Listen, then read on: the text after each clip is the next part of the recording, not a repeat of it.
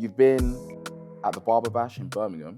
I remember you're only supposed to be there for like I period planned of to do time. one trim. Next minute, there was 4 people lined up. I was like, wait, what? Yeah. And then someone was like, here's my 2 kids. Do what you want. It'll be when you move your head with me. But who do you think does it more? Do you think it's kids or do you think it's fully grown adults? Grown men. Grown men. You people are the problem. Yo.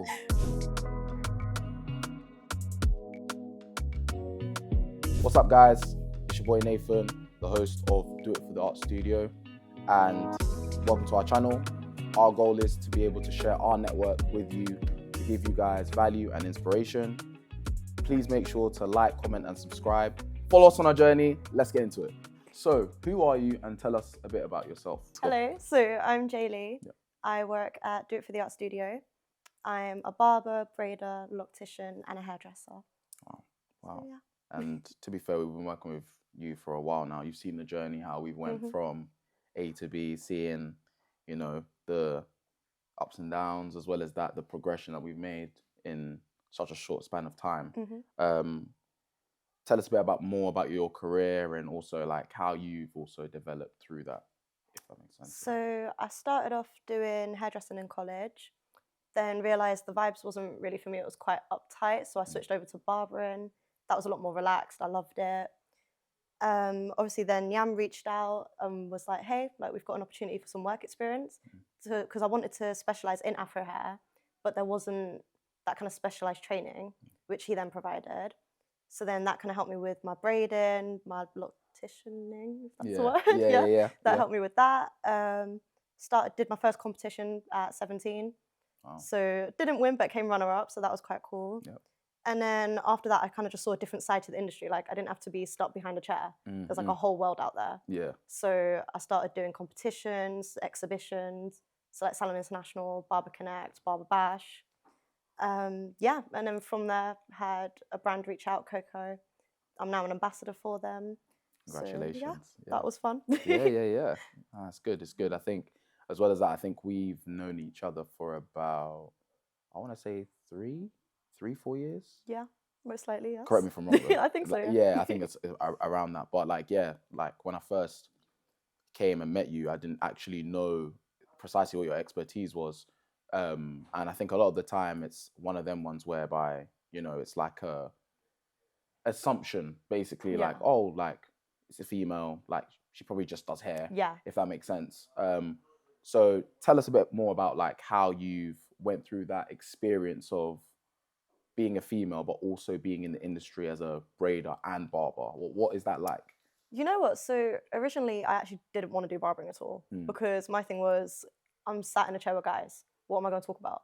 It's like, all we talk about is football. Do you know what I mean? I'm like, I know nothing about football. I'm like, okay, cool.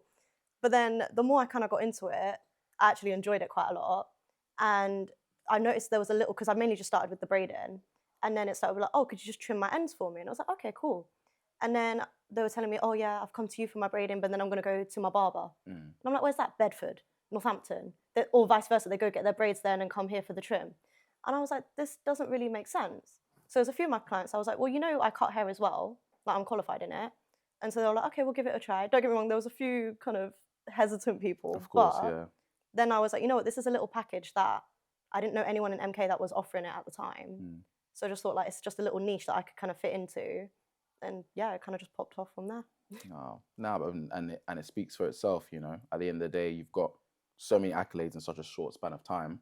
I think it's credit to yourself as well, being able to achieve that, you know, just due to your work ethic. I think as well as that, you're a person that is reliable as well. And I think that's what clients are looking for at the end of the day. They want to see reliability. They want to see, you know, who can I book an appointment with and ensure that they're 100% or 95% going to be there, you know? And I think that was the little gap as well in the market that I saw, is that you have the Afro barbers and stylists and then the Caucasian stylists and barbers. And I was like, both have their strengths and weaknesses. And I was like, how can I be in the middle? Because I'm already in the middle anyway. So it's like, how can I kind of bridge that with having a booking system? Like if I say your appointment's 9 o'clock, it's 9 o'clock. If you've got a booking, that's when it is. It's not 4 hours later. I'll be here at 8:45 to prepare for it. And then that's what people are saying, that they turn up to their loctician and it's like, oh, we had to wait half hour.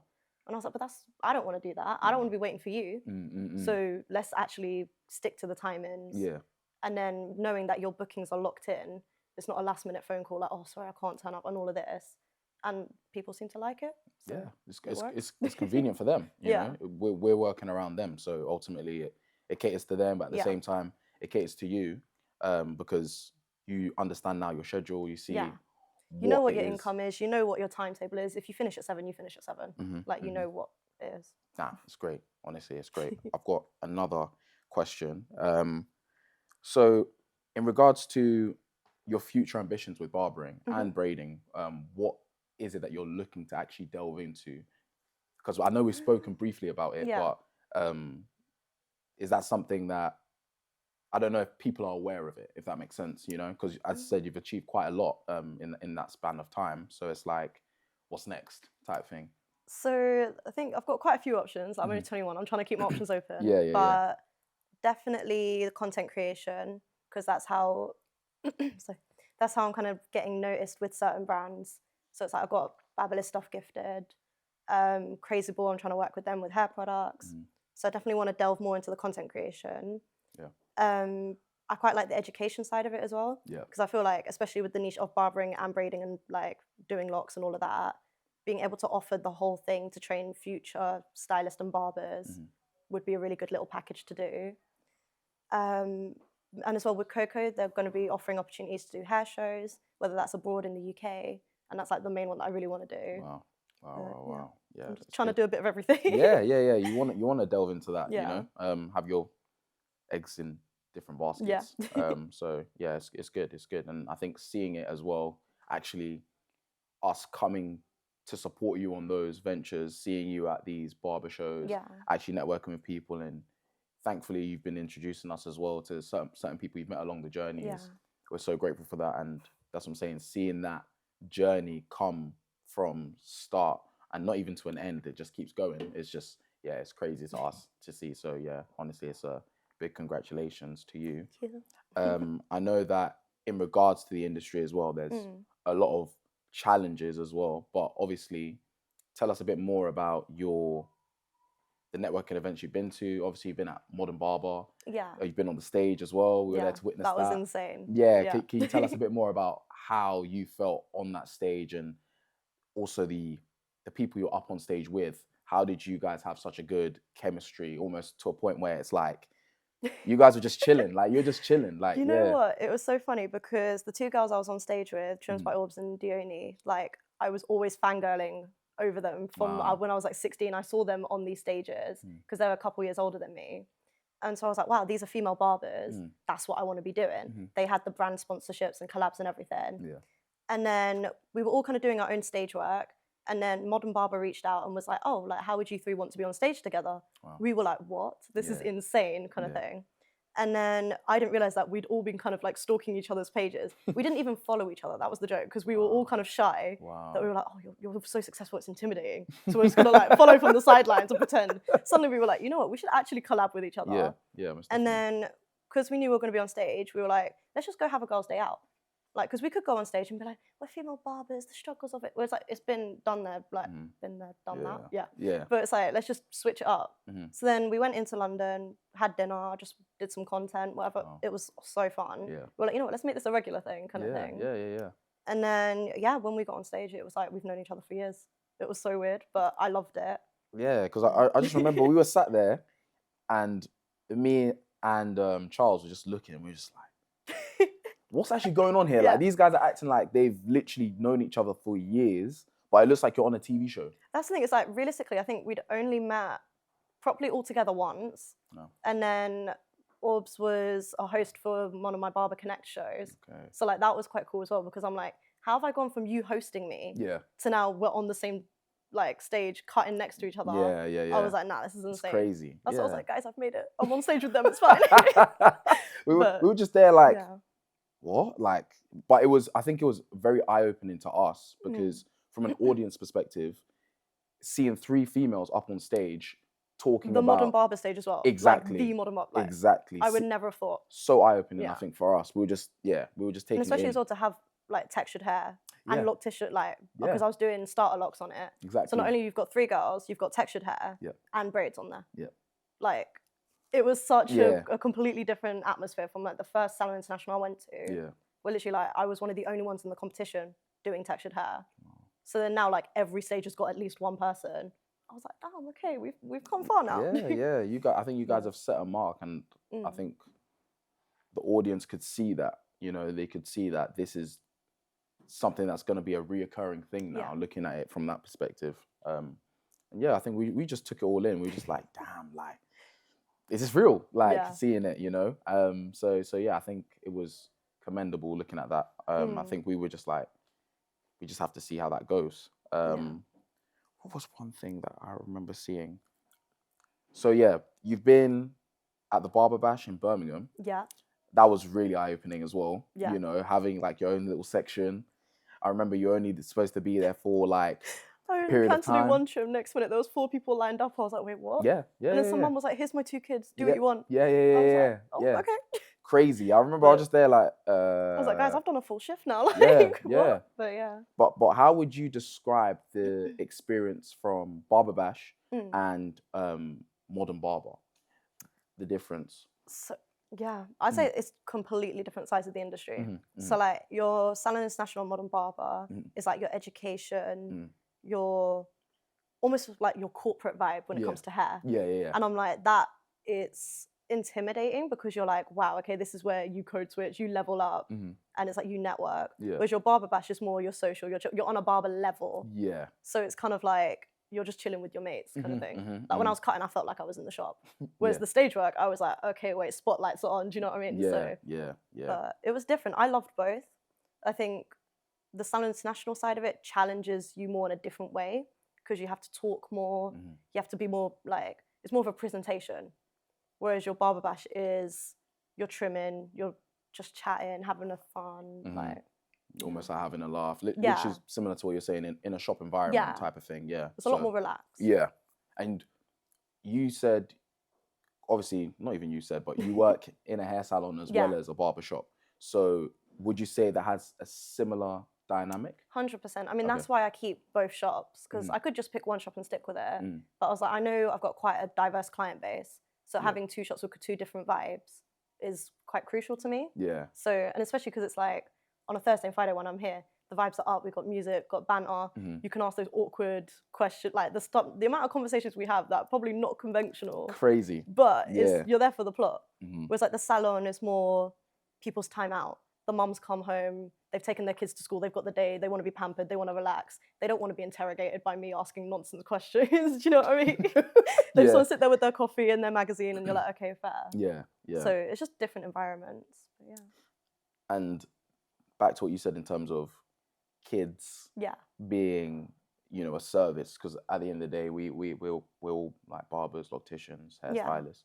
What is your opinion on doing kid hairstyles or kid services? Is that something you're fond of, or I feel like you're trying to bait me out now? Nah. Well, as we know, everyone's a bit different, you know. So yeah. I mean, as we know, when a child walks through the door, I make myself busy with anything. There's a sandwich to be eaten, a toilet break to be had, a clipper to be cleansed. Yeah, straight. But I wouldn't say it's my favorite, just because I'm not the most patient person. But I feel like as well, because braiding, like if it's a simple straight back cornrow, it's cool. Yeah. If the hair's already blow dried, that's fine. But it's like when it's matted, it's not been washed, and you know the kid's screaming. And I think I've had a few bad experiences where one kid threw an iPad at my face, and that just put me off. Yeah. Dark. And then, or the mum will just leave their kid here and go bye because they want their break time, which I totally understand. Yeah, 100%. But then when the kid's going, "Where's my mum?" and I'm like, "Please come back as well." Do you know what I mean? Like we're all like, "Where's your mum?" So I'm like, yeah, it's interesting. Even from a barber perspective, it is interesting. Like I just can't grip the head and shout at it. Like that's just not me. Yeah, no. Like I wanna be watching Cocomelon with you. Do you know what I mean? Like taking it in rather than like feeling agitated or anxious. Because I get so OCD with like partings and stuff. When the kid's squirming around, I'm like, you can't really lock in. No. So guys, I think you have to, you know, just have that conversation with your child once in a while, please. Just to make our lives easier, as Jay's said. But bring I think the sweets, bring the iPad, keep them To be fair, distracted. we have sweets though. Yeah. We have sweets. So If we haven't eaten them, the kids will. yeah, 100%. Like the Yeah. sweets are there. Yeah. So I think ultimately it's that. Yeah, it's just I don't know, man. Like seeing all of that is like, yeah, it can be a headache. Yeah. But at the same time, it's part of the industry as well. I think as well, like I've kind of learned, whether it's children or even like neurodivergent people, it's like let them get used to the setting first. 100%. Because it's intimidating getting a child and going, sit in the chair, do not move for 2 hours. Yeah. Whereas I'm like, sometimes I'm like, you know what? Bring your kid in. You get like, let's say the parent gets a haircut, the kid just sits with you. Yeah. Or just bring them in when you're walking past the shop or something like that. Then at least it's not a scary environment. Yeah. Let them look at the clip, maybe not hold the clippers, Yeah, but let them look at it, hear the sound of it. So it's just they get used to it. It's not this whole new experience that's overwhelming, overstimulating, and all that. Yeah.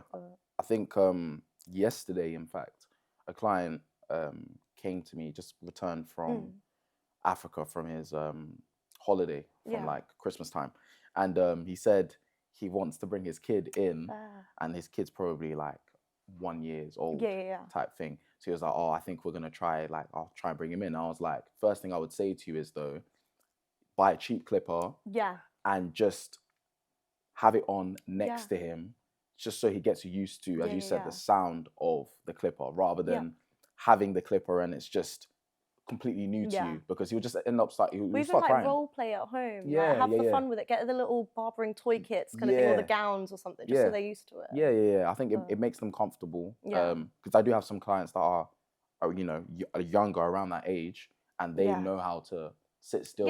So I think it comes down to training as well at the end of the day. So I think that's something that parents should introduce. Just break to the make generational curse of pinning your child down the trauma. Yeah, because you know, back when we were kids, you couldn't really get a haircut that you wanted. Don't give them the PTSD of your hair being ripped out. I used to get one all over. No say, nothing, like just straight. Yeah. I used to look like Malteser head, like it was crazy. Yeah. It was nuts. So I don't want that for the next generation, to be honest. I don't want a kid walking into the barbers looking at me crying and running away. Like, I don't want that. Nah, I don't think it's needed. No. But I think it's one of those that is consistently growing. So it doesn't really. Hopefully it changes. It should change. Hopefully it changes. But I think you being able to deal with kids is also the reason as to why you've got your opportunities as well. Oh, 100%. You know, like even you, as you said, you've now become a Cocco ambassador.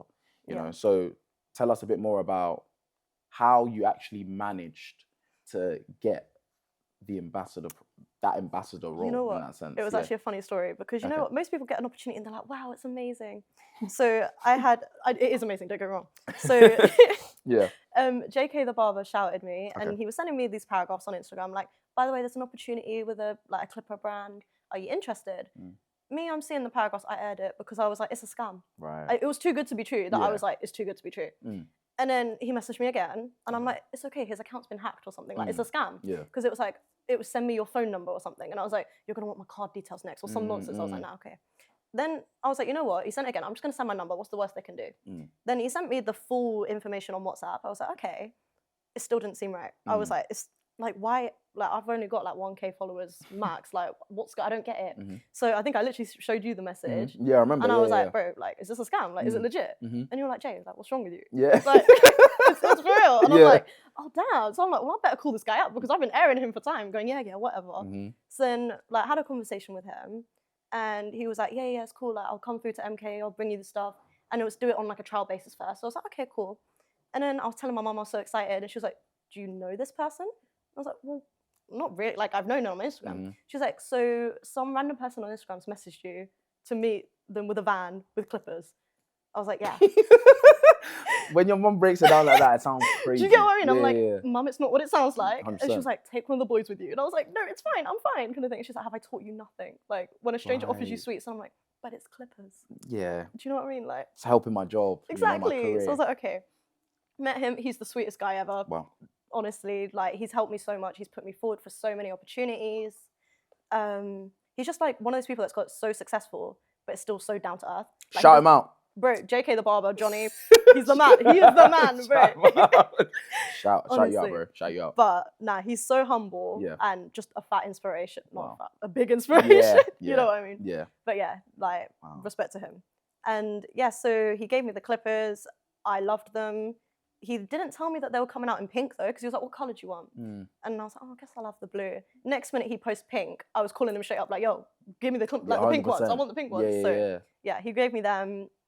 And then a little while later, just did some content with it. They loved it. Then at Salon International, they were like, "Do you want to be on the stage?" I was like, "Okay, cool." Did the stage work. That was almost like our interview. He didn't tell me that until I got on the stage. Fair enough, to relieve that pressure. He knows me very well. Yeah, I would have been like, hell no. But literally, like, we were getting mic'd up and he was like, "By the way, this is your interview for being an ambassador." I was like, "Bro, what? Hi guys, welcome to the Cocco." I was like, "Oh my God." But it worked, and then I signed a contract. Wow. So more or less what you're saying is that you met him, but how did you meet him? Because obviously that's the power of networking now. Yeah, so I think it was through hair shows. Wow. Because it was just doing competitions. And then obviously some of the people that I'd networked with, they knew him. I then met him through that. Then he had like his, I think it was 10-year shop anniversary. So he was like, "Come through." We went there. He showed me some of the like products and I was like, "Okay, cool." But yeah, literally, like I would say like everywhere I've got to is through competitions and networking events. Yeah. So how? So you would say networking is arguably one of the most pivotal things. 100%. For career development. Okay. Because even like you go to one event. So I started with, it was the Raw Talent competition by Modern Barber. Then through there, the magazine reached out, so I had a couple of features with them. And then after that, it was like, "Do you want to be on the Barber Pods?" So that was just conversations. "Do you want to be on the business stage?" Which I did that one. Then I did like a couple of Tresley events and just attended them. Met some of the girls through that, and that was at L'Oreal Academy. So it's like you end up going to insane places that you would. I never thought I'd be sat in the L'Oreal Academy learning about textured hair, and just like even they had like a content creation workshop thing. So it's like, it was just all these different events open up so many different avenues that you can go down. Wow. Networking I think is very underrated. And I think it's about putting yourself in an uncomfortable position so you can get the uncomfortable rewards at the end of it. Like, no one sees the anxiety I'm having just before I go on stage and I'm like, how do I hold a clipper? Which way up is it? I'm literally shaking, and then I'm like, as soon as it's on stage, I'm like, right, okay, pretend, it's fine. This is what I'm saying. But, you go through it and then you understand, you look at it and you're like, wow, like this is how far I've come, sort of thing, you know? So seeing it as well, like now I'm seeing you're doing collabs with, not even just barbering now, like you're doing food places, paint places, anything. So do you want to shout any of them out? Obviously you've had so I did a collab with Chunkies, and then the Paint Patch MK, they're opening up soon. Okay. So there's just got a couple of other things coming through. Okay, all right. I'm just like, and you know what? I feel like as well in Milton Keynes, we've got so many creatives. So I'm like, I'm in a creative industry. Just like if you worked in a corporate job, they send you to London XL and do some corporate networking or whatever. Exactly. So I'm like, why are we not doing that as creatives? We don't have a business that's doing it for us. We don't have a company that's putting us forward. Why don't we create that? So whether it's musicians, producers, videographers, anything, it's like just collab. We've all got spare time. Or even like it's mutually beneficial as well. So collaboration, I think, is ultimately how you're gonna grow to an elite level. I've always said because you might only know 500 people, but if I know 500 together, we know double now. So exactly. So. It's all about outreach and understanding. I think you can't do it all yourself. You do need a team. You do need a sense of collaboration. How important would you say it is to have a strong team moving forward? Because obviously you've seen cohorts with us, also probably in the previous places that you've worked, even in college as well. So how would you see that as a pinnacle, like a pivotal thing? Would you say having a team, what are the best qualities to having a team, basically, and how would you see success through that? So I would say it kind of depends what your future looks like, what your success looks like. If your success is having one chair in a shop, then the team ain't that deep to you. But for me, I never wanted to work on my ones. I would rather elevate other people with me and have them elevate me as well. Because if you're the only one in the room, you're the best and the worst in the room. Yeah. You're never going to improve. But at least in our shop, I don't even know how many staff members we've got now. But it's like... Got a collection. Honestly, but everyone's better at something than me, which is amazing. Because then I will stand there and watch it. Even they're 16 and I'm stood there learning from them. And I'm like, I'm okay. Yeah, exactly. But I would say it's vital for me especially. Because I want to be doing group work and stuff like that, like collaborations, content. You can't do it if it's just me going, hi guys. There's like you're bored in 5 minutes. Like no, you want something different, and everyone brings something different to the table. So And in regards to the shop, as you said, like with our studio, what is it? Would you say that you've really taken from here that you think has helped you on your journey and your career development? I don't know where to start. I'm like, there's a list of things. Shout out to Charles. Honestly, shout out to Charles. Yeah. For real. I would say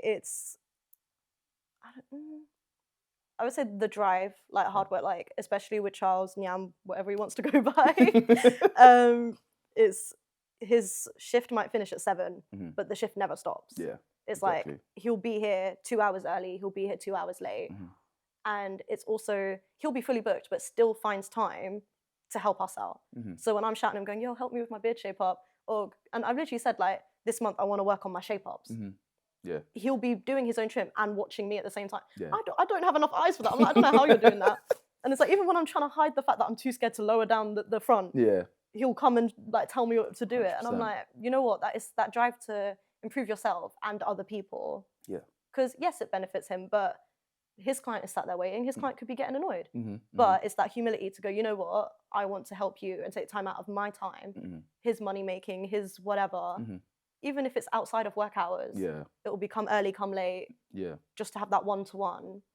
But yeah. Serious. It's inspirational. Yeah. He's different, man. He's different. I've been saying he's a different breed. I think a lot of the youngsters look at him and they're just like, I don't know how he does it. I'm just like, honestly, I don't know how he does it. I'll be real. He's been doing it, for a minute. So yeah, I think it's just all the experience as well, and just him understanding.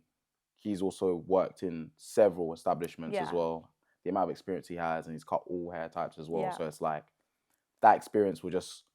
And the thing is that no matter who walks through the door, he can do it. Yeah. I know. And I'm like, bro, that's what I'm trying to be. Someone walks in and I'm like, send it to so and so. Yeah, you know what I mean? Like I used to be scared. I used to be scared. Like Caucasian hair, I used to be terrified. Yeah. I say, yo, I'm not doing that. I said, I'm not doing that. Yeah. So I completely agree. I think it's helped all of us in our own individual way. There's so much growth I think we've all taken from it, and I think attitude plays a massive part. Huge. And I think the team we definitely have is in alignment. I think everyone understands, that we're all trying to better each other. We're all trying to grow as much as we can. We're all just trying to push forward and do our best. So yeah, it's one of them ones. But yeah, in a shop environment now, or even in the salon environment, how would you say you deal with quiet days?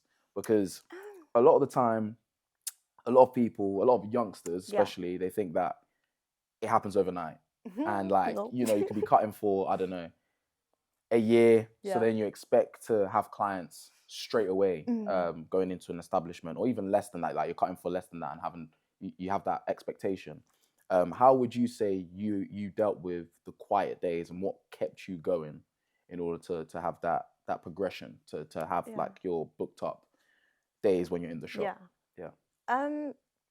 I would say it's, again, attitude plays a part. Yeah. You can sit there scrolling on TikTok, Instagram, whatever, and be like, oh, I'm dead today. What do I do? And just being really negative, but then that's going to be your attitude the whole time. Yeah. But it's like with me, with those quiet times, they were never quiet for me. Like, I might be sat in my chair, not with no one in the chair, but that's where you do your content. Yeah. That's where you message people. That's where you do your learning as well, because the learning doesn't stop in college. No. It's like, I'm sat there looking so that if my next person goes, I want a crochet retwist. The first time they said that to me, I'm like, huh? Yeah. And I don't like that. I have anxiety. I don't want to be stood there in the chair pretending I know what I'm doing. So I'll be sat there learning everything that I can, so that when the next person walks in and asks me, can I have this? It's not foreign. I might not be confident at it, but I'll have an idea of how to do it. Yeah. So it's like, that's where you build your booked out day, because that booked out day doesn't happen by chance. It comes from the posts, it comes from interacting with other people's posts, commenting on it, resharing it, messaging them. And it's like, yeah, okay, if you have 2 days where you don't need to be in the shop because you haven't got the clients, reach out to other barbers, go shadow them, go do some content with a random business. It's like, just go and do things. Take one of your mates and go cut in a park somewhere. It's like, I did it in London. I went out dancing, and then one of the girls said, "Oh, you're a hairdresser." Happened to have my scissors in my bag. Liverpool Street, I'm sat there cutting, and then we go salsering and chattering afterwards. I was like, okay, cool. Yeah. It was content. Filmed it on someone's Samsung. Sorted. Wow. So it's like, that's where you turn your quiet days into your busy days. Yeah. So it's like your quiet days are not quiet anymore. They're actually busier than your booked out days. Exactly. And then that's just the attitude I had with it. Yeah. You had the same attitude, I think, as me. Literally, when I first joined with Charles as well, like the quiet days was, as you're saying, I was on my phone, always learning, always trying to see where I can improve. You end up more drained from your quiet days than you do your busy days. Yeah, 100%. Like, because you're on your phone trying to take everything in, your brain's getting hot, and you're just like, ask the questions, anything. Yeah, exactly. So I think a lot of the youth need to understand that it's a process, and that understanding it takes time. You know, you're not gonna see the results come overnight. It's like when you're in the gym. You're not gonna get a six-pack in a week. And I think it's always like interact. Like, you'll have regulars that come into the shop. They might not come to you, but interact with them. Spend that time. Like, even with a couple of Nyam's clients, I'll chat with them. They'll talk to me about traveling. They get comfortable with you. So then when Nyam goes away, I can go, oh, hi. And they know you. They might not know what your trims are like, but they know you as a person. And they'll go, you know what? I trust you to give it a try. Even if they never come back. It's that one little interaction. And that's how you build your confidence. You build your clients. Because they'll go, you know what? They're going to stick with their barber. But they'll recommend you to other people and go, bro, if he's not available, go to her or go to him. So it's like, just work on those client relationships and build on it. Yeah.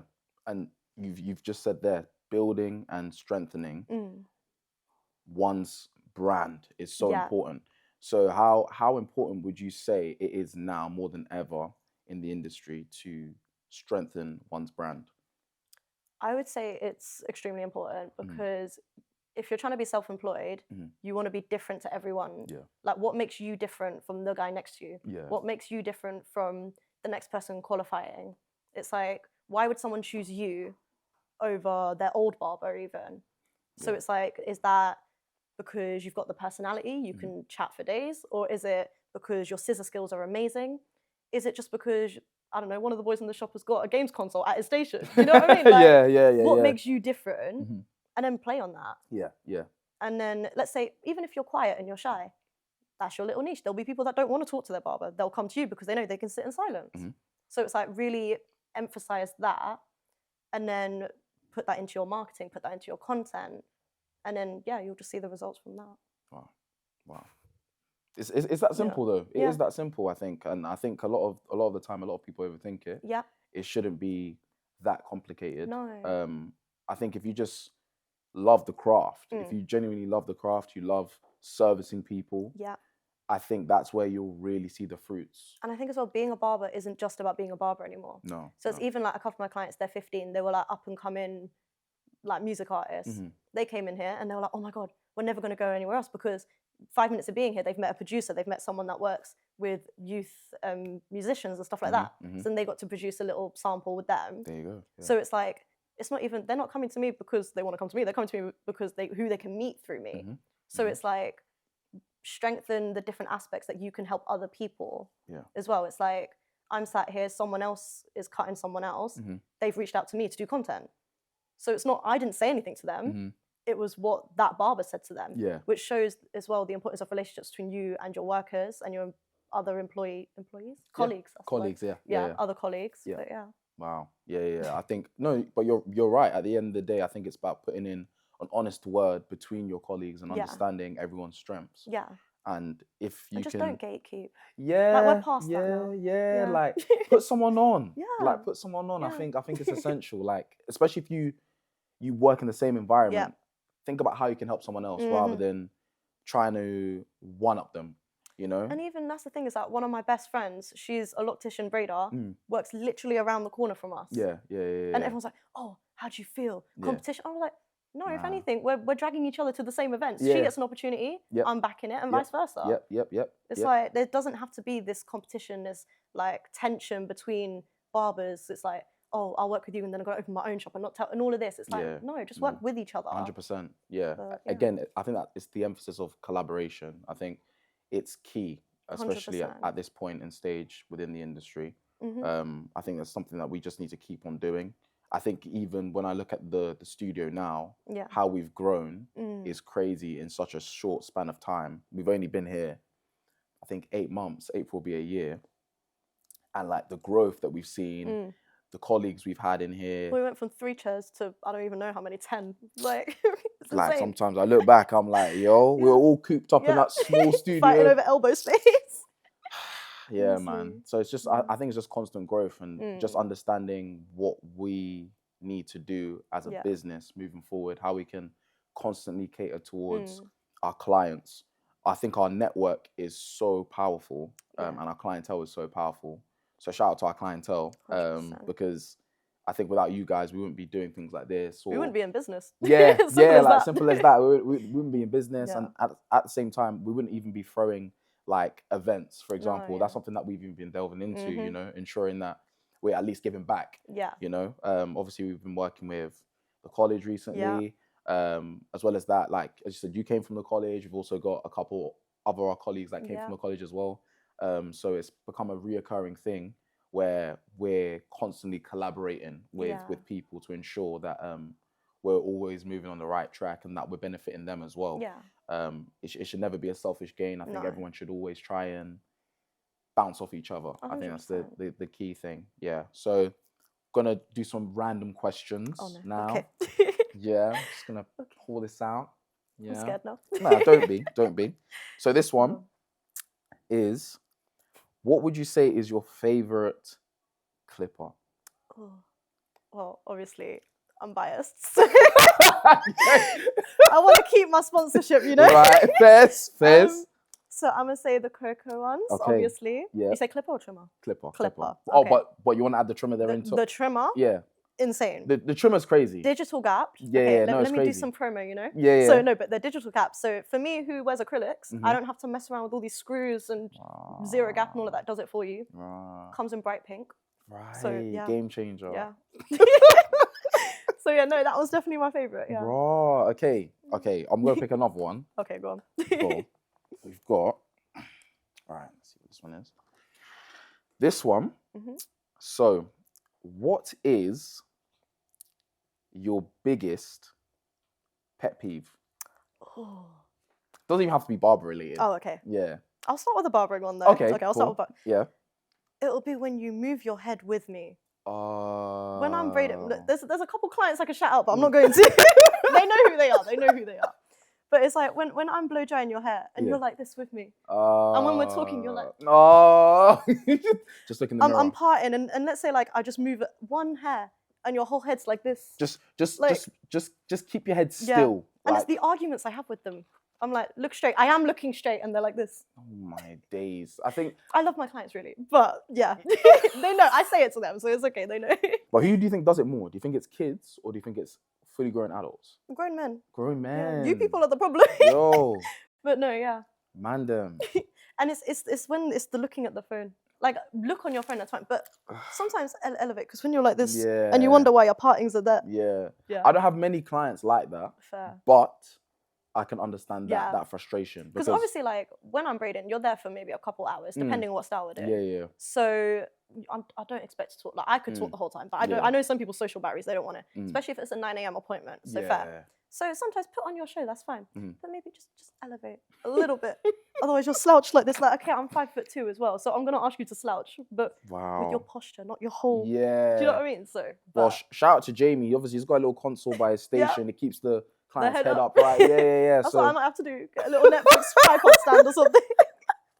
You can both watch... You can get a little stand, to be fair. You can get a little stand. Both watch Bridgerton together or whatever the new show is. My days. My fairs. Okay, we've got one more. Go on. Right. So, what would you say has been what's your best music genre? Oh. So obviously I grew up in Spain. Right. So fun fact. Yeah, lived there for about Really? 10, 11 years. Yeah. Wow, Yeah. Spanish. You know But- Spanish fluently. Un poquito, sí. Right. But no, I would say bachata Okay. because I grew up dancing to it, still do. Okay. So Romeo Santos, Aventura. Yep. Like obsessed with them. Know all the lyrics. Wow. So yeah, you don't want to see me at those concerts. I'm screaming those Right. out. When's their next one? Their next concert? Oh, soon. I've already booked tickets. Already? Yeah. Because it's the King of Bachata and the Prince of Bachata, so Prince Royce. Okay. They're doing a collab. Right. Which the Latino community know that was overdue for about 15 years. And we were expecting one song. Bro came out with like a whole album. Okay. Yeah. So that's the real enjoyment. Yeah. Now. Wow. Yeah. The fangirling came out. Wow. So I feel like in the shop I act like the mandem, but you don't want to see me at this concert. Nah, that's cool. Yeah. That's cool. I'd Damn. say either bachata or dancehall, obviously, because Okay. Caribbean have got to represent. Yeah. Damn. Fairs. To be fair, I need to go to more concerts. I don't really go to. Don't worry, I'll some. be putting some songs on the Please, DJ set later. please. We need to hear that. Yeah, I think we're, as a shop anyway, I think we really look at culture, music, 100%. vibes. It's so diverse. Like every time I come into the shop, we go from gospel to dancehall, bashment, old school, old school, kind of thing. But yeah, R&B, rap, like even the latest. So yeah, I think that's everything from me. But is there a message you would like to send out to your viewers, or anything that any advice you could give to anyone that wants to be in your position? What would you say to them? Pressure's on. I would say just never say no. Don't turn down any opportunity. Don't talk yourself out of it. Don't let other people talk you out of it. Just always keep going into it because you don't know where it could go. Everything happens for a reason. So just take the opportunity. Even like sometimes I've done stage work. It's not gone exactly how I wanted it. Yeah. But that's then opened up that I've met someone new. I've met a new brand or just anything. So yeah. You heard it here. Thank you, guys. Thank you. It's your host, Nathan, followed by Jaye, and this is a goodbye from Do It For The Art Studio.